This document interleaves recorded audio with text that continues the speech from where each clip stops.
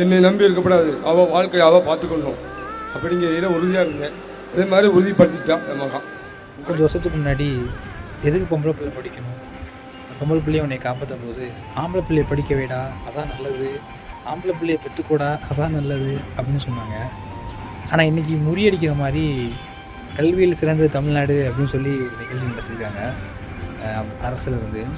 அது நிறைய பிள்ளைங்க உட்காந்துருக்கு. அதில் ஒரு பிள்ளை வந்து சொல்லுது, என் ஃபஸ்ட் மந்த் சேலரி எங்கள் அப்பாட்ட கொடுக்க போகிறேன் அப்படின்னு சொல்லிச்சு. கேட்கவே பிரமிப்பாக இருக்குல்ல. ஒரு பொம்பளை பிள்ளை தன் தகப்பனுக்காக இவ்வளோ தூரம் செய்கிற ஒரு பொம்பளை பிள்ளைய ஒரு காலத்தில் அந்த பிள்ளையாட உனக்கு செய்யப்போது ஆம்பளை பிள்ளை தாண்டா நிற்பான் அப்படின்னு சொல்லிச்சு. ஆனால் இன்றைக்கி இது முறியடிக்கிற மாதிரி நிறைய விஷயங்கள் மாறி இருக்குது.